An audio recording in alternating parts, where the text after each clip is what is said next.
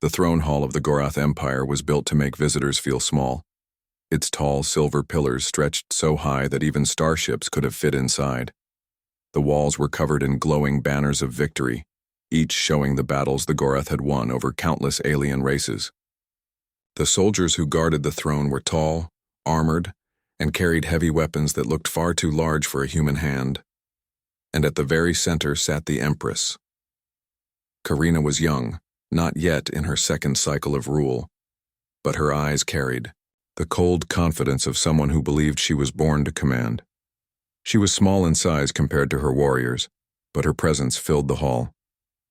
Her robes shimmered like liquid metal, and the crown on her head glowed with living jewels that pulsed faintly with energy. Before her stood the delegates of many species, ambassadors, generals, and envoys from across the stars. Among them stood a handful of humans. They were easy to miss in the crowd, shorter than the insectoid Drash, weaker than the scaled Vornathi, less armored than the iron-skinned Othrak.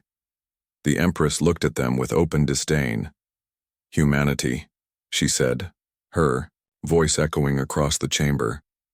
"A fragile people who believe they are ready to walk among empires. You bring no claws, no armored skin, no weapons grown into your bodies. You are soft creatures of dirt and water. What can such beings offer the stars?" Some of the alien delegates laughed. A few humans shifted uneasily, but none spoke. Only one man kept his gaze steady, Commander Elias Ward. He wore a simple navy blue uniform, neat but plain compared to the armor and silk of the others. His hair was short, his face calm, and his hands rested lightly behind his back. He did not bow, nor did he argue. He simply looked at the Empress, as if measuring her words, weighing them like a soldier might weigh the distance to a target. The Empress noticed him, her lips curved in a slight mocking smile. "You, human," she said, pointing her slender hand at Elias. "Do you disagree with your Empress? Do you claim humanity is more than dust?" All eyes turned toward him. The silence stretched like a tight rope. Elias stepped forward only slightly. His voice was steady, not loud, but it carried across the room. "Your Majesty," he said, "humanity does not need to claim anything. History will show what we are, just as your empire's history shows what you are." The words were polite, but there was iron underneath them. A ripple passed through the crowd. Some aliens hissed, others chuckled at the boldness. The Empress raised her chin. "History," she said, her tone amused. "Your history is short. Your species has barely touched the edge of the galaxy. My empire has ruled for 1,000 cycles. You are infants among titans." Elias bowed his head slightly, but his eyes never left hers. "Perhaps, Majesty, but even infants grow, and sometimes they surprise their elders." For a brief second, the Empress studied him. Something in his calmness unsettled her pride. Then she laughed, and the tension in the hall eased. "Spoken like a child who dreams too big," she said. "Go then, Commander Elias Ward. Stand proud among your people. We will see what humans truly are when the time comes." The audience moved on, but the exchange lingered. Later that day, Elias walked through the shining streets of the capital city. Towers of crystal and steel reached into the clouds, their lights flashing with alien symbols. Skimmers flew between the spires, and the air carried the scent of exotic flowers planted along the walkways. To most humans, the city was overwhelming. To Elias, it was a puzzle. He noticed small things others ignored. A patrol of guards walking, too quickly, scanning the skies nervously. A service tunnel left unwatched. Strange shadows flickering in the lights of the palace walls. Something was wrong. Elias had served long enough to know the feeling of danger before it revealed itself. He had seen colonies fall, fleets ambushed, leaders betrayed. The Empress might believe her empire unshakable, but Elias could already sense cracks forming. At a nearby plaza, he stopped to watch a broadcast. A holographic image of the Empress appeared above the crowd, her voice strong and commanding as she spoke of unity and strength. The people cheered. Yet behind the cheers, Elias noticed something else. Groups whispering, eyes that looked away, the stiff silence of those who did not truly believe. His jaw tightened. Rebellion. He returned to the human embassy and spoke with his fellow officers. "There's unrest here," he said. "The Empress has enemies close to her, maybe inside her palace itself." The others shrugged. "Not our problem," one said. "We're here as guests, nothing more." Elias disagreed, but he held his tongue. Humans were new to the Empire. They had little power here. No one would listen if he warned them. That night, as the lights of the capital dimmed, Elias stood by his window and looked toward the palace. The towers shone like blades in the sky, and the Empress's banner fluttered, proudly above them. But pride could not stop betrayal. He could feel it coming, as sure as a storm rolling in. And when it came, he knew humanity would be caught in the middle. Still, he whispered to himself, "If the storm comes, we'll endure. That's what we do." Unaware that in just a few days he would save the very Empress who had mocked his kind. The capital world of the Gorath Empire never truly slept. From the highest towers down to the lowest markets, there was always movement. Ships glided through the skies, neon signs flickered, and music from alien instruments echoed in the streets. To most visitors it was a marvel, a jewel of civilization. To Commander Elias Ward it was a mask. He had learned long ago that empires could shine on the surface and rot underneath. The Gorath were proud, yes, but pride often blinded rulers. As Elias walked through the broad avenues lined with statues of past emperors, he watched the people more than the monuments. He saw the way some of them turned their faces away when the Empress's banners passed overhead. He saw whispers in dark corners, the fast exchange of coded tokens. The Empress's rule was not as strong as it looked. In the palace, Empress Karina held court with her advisors. The throne room was quieter than the grand assembly hall, but its air was heavier with politics. Around her stood generals in black armor, ministers in long robes, and priests who claimed to speak for the stars themselves. Karina listened to their reports with a cool expression. One minister spoke of unrest in the outer colonies. Another reported strange disappearances in the fleet's supply lines. A general promised swift punishment for traitors who dared challenge the throne. The Empress waved her hand dismissively. "Small matters. The Empire has endured worse." Her words were sharp, but in her heart, doubt flickered. She would never show it, not to them, but she felt the pressure. Ruling was lonelier than she had expected. Every smile could hide a dagger. Every ally could turn into an enemy. When her council ended, she left the chamber with only a handful of guards. As she walked, she caught sight of a human figure in the hallway, Elias. He bowed slightly, but not too deeply. The Empress raised an eyebrow. "You again," she said. "Have you come to teach me more of human history?" Elias's tone was calm. "No, Majesty. I came to warn you. There are movements in your city, sabotage in your power systems, whispered plots in the streets." Her eyes narrowed.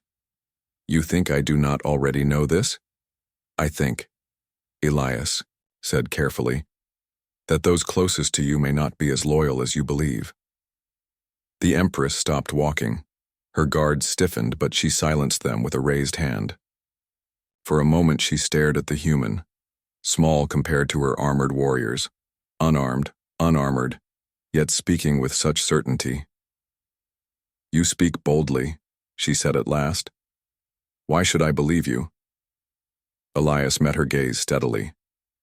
"Because I have nothing to gain by lying. Humanity is small, yes, we cannot overthrow you, but we know how to see danger when others are blind to it. We've had to. It's how we survived long before we touched the stars." Karina studied him for another moment, then turned away with a dismissive flick of her hand. "Perhaps you humans see too much," she said. "Do not concern yourself with the affairs of empires. You are here as a guest, nothing more." And with that, she swept down the corridor, her guards marching in step. That evening, Elias stood on a balcony, overlooking the city. The twin moons hung low in the sky, their light shining across the glass towers. Behind him, The other human delegates enjoyed the comfort of the embassy, laughing over imported wine. They were honored just to be present in the capital, even if they were mocked. Elias, however, could not relax. His instincts screamed at him. He remembered the look in the eyes of one Gorath general earlier that day. Cold, calculating. Not the eyes of a loyal servant. And he remembered the subtle shake in the city's power grid, the brief blackout in a district near the palace. Most would think nothing of it. But to a soldier like Elias, it was a warning. Someone was testing defenses, storms coming, he muttered to himself. The next morning, Elias walked through the market district. He moved quietly, listening more than speaking. Merchants argued over prices. Citizens hurried about their business, but in the shadows of the alleys he caught fragments of more dangerous talk. Fleet loyal to Vornak. The Empress grows weak. When the signal comes, we strike. The name Vornak stayed in Elias's mind. General Vornak, one of Karina's most trusted warlords. To the public, he was loyal. To Elias's ears, he sounded like a man preparing for betrayal. When Elias returned to the palace to report his suspicions, he was met with laughter. One minister sneered, "A human lectures us on loyalty? Perhaps you for—" The palace was quiet that morning, too quiet. Even the guards seemed uneasy, their armor clinking softly as they walked through the corridors. Empress Karina had begun her day as usual, receiving reports from her generals and ministers, but something felt wrong. The air was heavy, almost electric, as if the empire itself were holding its breath. Commander Elias Ward stood near the entrance, scanning the hallways with sharp eyes. He had not slept well. The whispers he had heard in the markets, the flickering shadows near the power nodes all pointed to a single conclusion. Danger was near and it would strike suddenly. He had warned the Empress the day before, but she had waved him off. Now as he watched the palace stir, he knew there was no time for words. Suddenly, alarms blared through the corridors. Red lights flashed as the palace security system announced intruders. Karina's guards drew their weapons, but there were too many, too fast. Figures in black armor moved with deadly precision, bypassing checkpoints, cutting through doors and neutralizing guards without mercy. The Empress's advisors screamed, calling for reinforcements, but reinforcements did not come. Betrayal, Elias whispered under his breath. He did not wait. Drawing his pulse rifle, he sprinted toward the throne room, following the sounds of battle. Each step echoed against the polished floors, a steady rhythm amidst chaos. He had faced ambushes before, but never in the heart of an empire's capital. In the throne room, Karina stood frozen as General Vornak and his closest soldiers advanced toward her. Vornak's armor was black and scarred, his expression cruel. "Step aside, Empress," he said, voice cold. "The empire belongs to those who are strong enough to seize it." Karina's hands tightened on the arms of her throne. She was small, yes, but she was still the Empress. "You will never rule," she said. Vornak sneered. "We shall see." With a wave of his hand, his soldiers moved forward. Karina's guards fought back, but they were overwhelmed. Her throne hall, once a place of awe and ceremony, became a battlefield. Elias arrived just in time. He had no armor, no bio-augmentation, no claws or scales, only his training, his mind, and a pulse rifle. He did not hesitate. He fired, taking out 2 soldiers trying to flank the Empress. Then, with quick thinking, he used a nearby transport pod as a barrier, blocking the path of the remaining attackers. His movements were fast, precise, a human navigating a world built for larger, stronger beings. The Empress stared at him, a mixture of disbelief and grudging respect on her face. You are trying to save me?" she asked, her voice trembling. Elias did not answer. Words were useless now. He gestured toward the back exit. "This way." Karina's guards, though few, followed as Elias led her through service corridors and maintenance tunnels. He had memorized the layout of the palace from his observations the previous days. Every corner, every shortcut, every hidden door was in his mind. They reached a heavily reinforced hallway where the fighting was fiercest. Elias threw down a small device he had prepared earlier. It emitted a pulse that temporarily disabled the enemy's weapon systems. In the chaos, they sprinted through the hallway, dodging debris and falling panels. The Empress stumbled once, but Elias caught her. "Keep moving," he shouted, his voice urgent. For the first time, Karina felt fear. Not the fear of battle, not the fear of defeat, but the fear of mortality. She, the ruler of 1,000 worlds, could die here, in her own palace, if not for this small, fragile human beside her. They reached a hidden hangar beneath the palace. A small courier ship waited, engines humming softly. Elias guided her aboard, sealing the hatch just as Vornak's soldiers burst in. The alarms blared, but the courier ship lifted off, shooting through the palace's lower docking bays and into the sky. Karina clutched the controls, her hands trembling slightly. How did you know the way?" she asked. Elias shrugged. "I watched. I learned. Humans survive by noticing what others do not." She looked at him, truly looked, for the first time. Her pride, her disdain, all of it softened by something new, a grudging respect. He was small. He was weak. But he had saved her life when her empire had failed to protect her. Outside the palace, chaos reigned. Fires burned along the streets. Skimmers crashed into towers. Loyal soldiers were either defeated or retreating. The rebellion had come swiftly and brutally. Karina's empire, for all its strength and power, had nearly crumbled in a single strike. The Empress swallowed her pride. "You humans, you are stronger than I thought," she said quietly. Elias glanced at her. "Not stronger, Majesty. Different. We survive in ways others cannot imagine." The courier ship shot past the Capitol towers, leaving the smoke and chaos behind. Through the ship's viewport, Karina saw her city, her palace, and her throne hall, the place where she had ruled so confidently, and she realized how close she had come to losing everything. For the first time in her young life, the Empress felt something she had rarely experienced. Gratitude. Not just for survival, but for the human who had risked everything to save her. Elias, meanwhile, remained alert. The battle was not over. Vornak and his soldiers would follow. The empire was collapsing, and the capital would not remain safe for long, but for now they had escaped. And in the quiet moments as the courier ship hurtled into space, Karina understood something important. Appearances could be deceiving. Strength alone did not win battles. Sometimes it was courage, cunning, and the willingness to act when others hesitated. She turned to Elias, her eyes sharp but no longer scornful. "You have my life, human," she said. "I will not forget it." Elias nodded.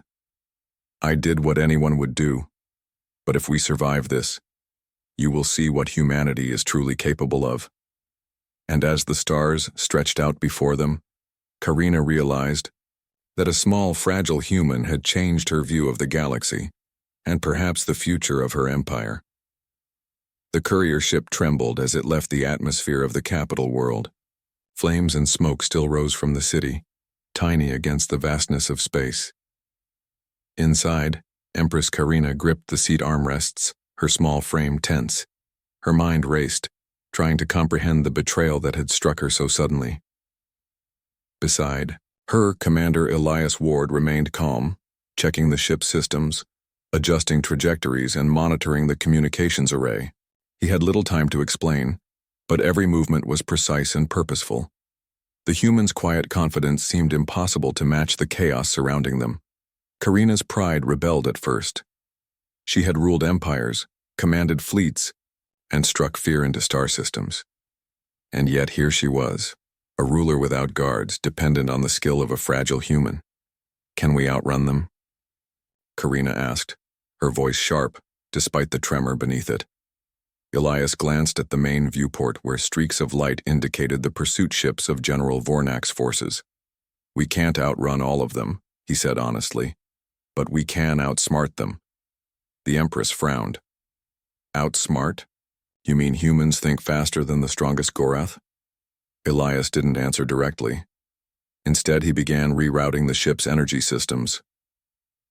I need to create some false signals. If they track us through conventional sensors, they'll follow the wrong path. Karina watched, astonished. Every flick of his fingers on the console made subtle changes. The lights dimmed here, a panel blinked there, and the engine hum shifted pitch. In moments, he had turned a small courier ship into a ghost in space. The pursuit ships adjusted, following the signals Elias had left behind. Explosions of decoy flares and false warp trails lit up space, confusing the enemy. One ship collided. With a floating cargo container, another misjudged its course and had to veer off at high speed. Karina could not hide her admiration. "You are clever," she admitted quietly. Elias allowed himself a small smile. "Clever enough to survive. Humans have had to fight like this for centuries. We're used to danger where others see safety." For the first time, Karina considered the truth in his words. She had commanded fleets and armies, yet she had never witnessed survival like this. The human's strength was not in muscle or weapons, it was in mind, quick thinking, and adaptability. The stars stretched endlessly before them, and the courier ship slipped through asteroid fields with precision. Elias guided it through the narrow gaps between massive floating rocks, using their shadows to hide from sensors. Karina gripped the edge of her seat, impressed despite herself. "Impossible," she muttered under her breath as the ship weaved through debris. "Only a human could pull this off." Elias glanced at her. "It's not impossible, it's observation, planning, and timing. You notice patterns, you use them. The stars are full of obstacles. Every obstacle is an opportunity if you know how to see it."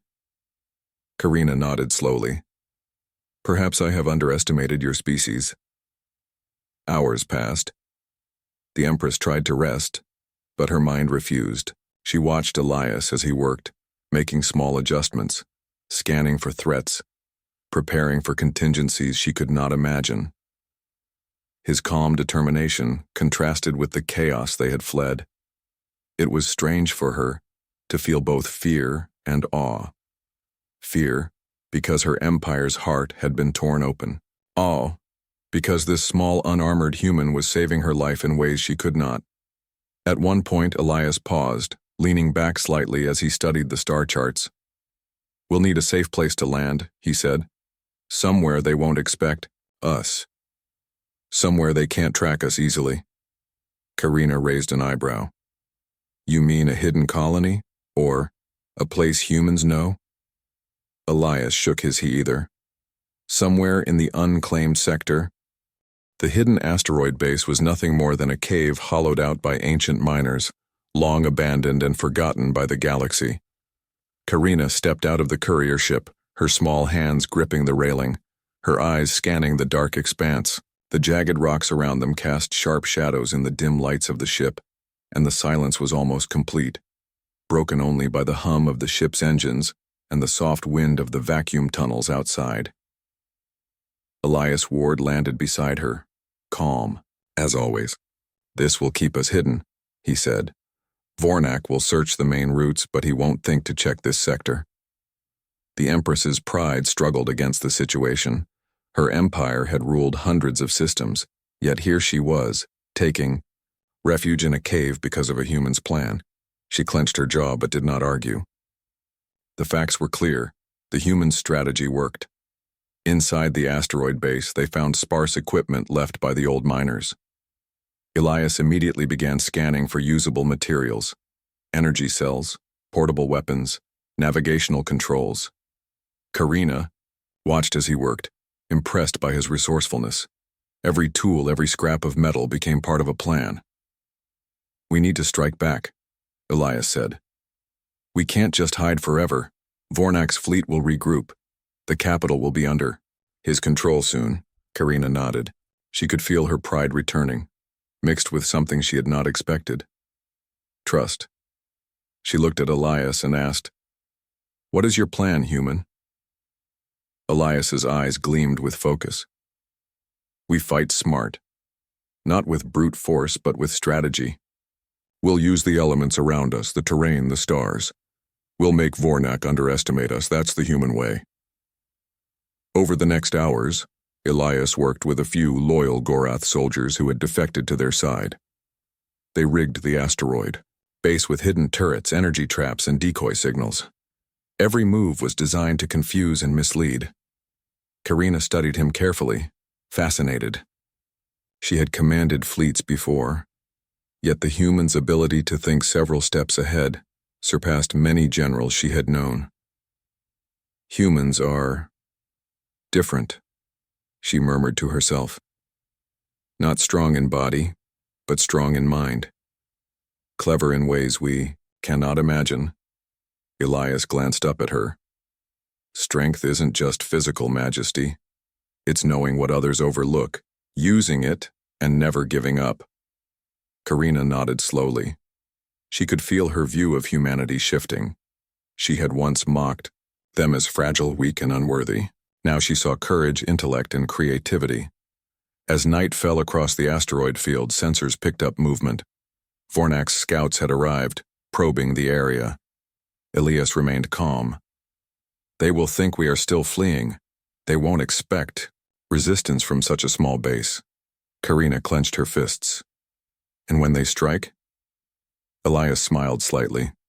Then we show them the human gamble. Sometimes being underestimated is the greatest advantage. When Vornak's ships entered the asteroid belt, they found only a few decoys, small lights mimicking ships, weak energy signals, nothing of real value. Confident in his superiority, Vornak pressed forward, sending the majority of his fleet deeper into the field. Then Elias triggered the traps.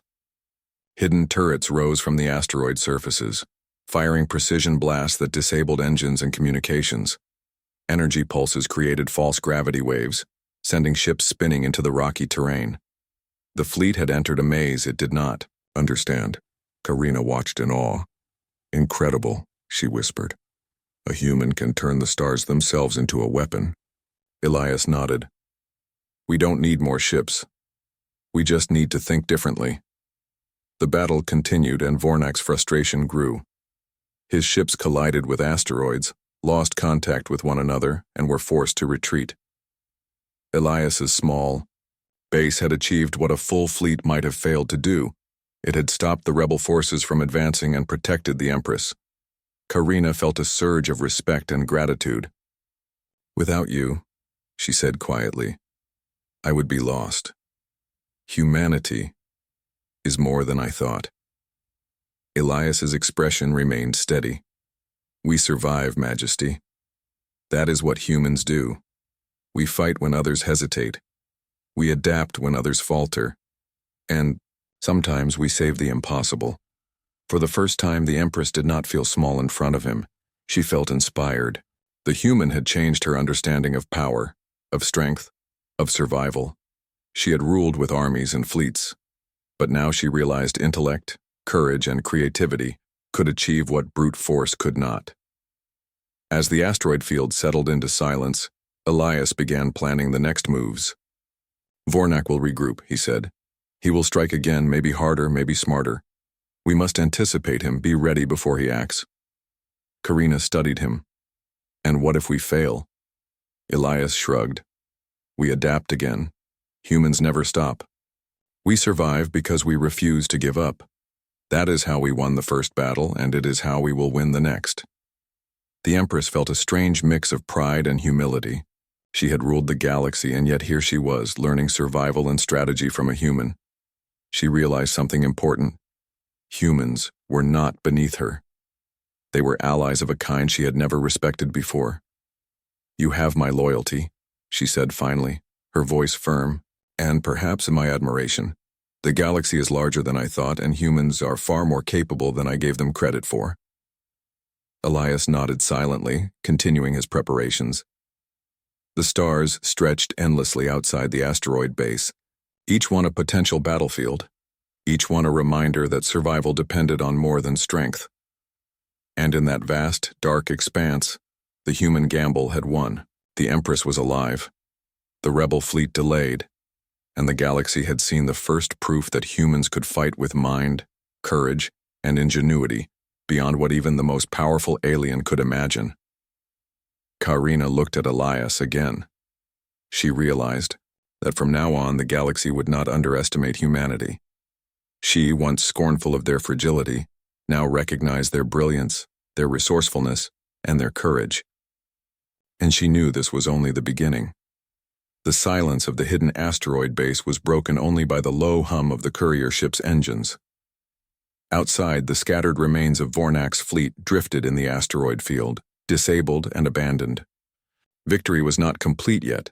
The general would regroup, but the first battle had been won. Empress Karina stood at the edge of the hangar, watching the stars stretch endlessly before her. She had ruled over hundreds of worlds, yet in this small, dark corner of the galaxy, she had felt powerless. Only a human had guided them to safety. Only a human had outsmarted the Empire's most dangerous rebel fleet. Her pride, once unshakable, softened in a way she had never expected. Elias Ward entered the hangar, carrying a map of the sector and a list of possible safe routes. He looked calm, his expression unreadable, but his mind was racing. We need to plan our next move. Vornak will not give up. He may try to strike again, stronger, faster, but we can use what we learned here to anticipate him. Karina turned to him. You are remarkable, human. I once thought your species weak, fragile. Now I see. You are clever, brave, and capable of turning the impossible into the possible. Elias shrugged, almost modestly. We survive, Majesty. That is what humans do. We face danger, adapt, and find ways to turn our weakness into strength. The Empress studied him carefully. His words were simple, but they carried a truth she could not ignore. In that moment, she realized that the galaxy had underestimated humanity, and that mistake could cost many lives if repeated. The next days were tense. Elias and the Empress worked with the remaining loyal soldiers to repair systems, gather supplies, and track Vornak's movements. Intelligence reports indicated that the general was regrouping near the outer colonies, rallying forces for a counterattack.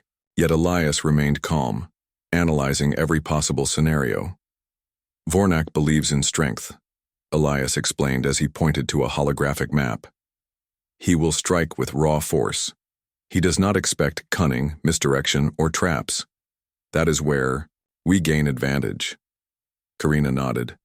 She could feel her understanding of power shifting again. Strength alone could win battles, yes, but strategy, timing, and creativity could win wars. And humans excelled in those things in ways she had never seen before. When Vornak finally launched his next offensive, he did so with arrogance. His fleet moved boldly into the asteroid field, expecting to catch the human and the Empress off guard. But Elias had prepared. He had used the terrain of the asteroids, the debris, and hidden energy traps to create a deadly maze. As Vornak's ships advanced one by one, they became trapped, engines failing. Communication lines cut, forced into collisions with asteroids or each other. The general's confidence crumbled as he realized his superior numbers counted for nothing against Elias's strategy. Karina watched the battle unfold from the ship's control deck. Her heart raced, not with fear, but with awe. She had led fleets before, but she had never seen such precision, such careful use of intelligence over brute force. A single human had managed to turn the galaxy's rules upside down. After the battle, the remaining rebel forces retreated, their morale shattered. Vornak himself barely escaped, vowing to return but now cautious and wary. The asteroid field, once a hiding place, had become a fortress of human ingenuity. Karina turned to Elias.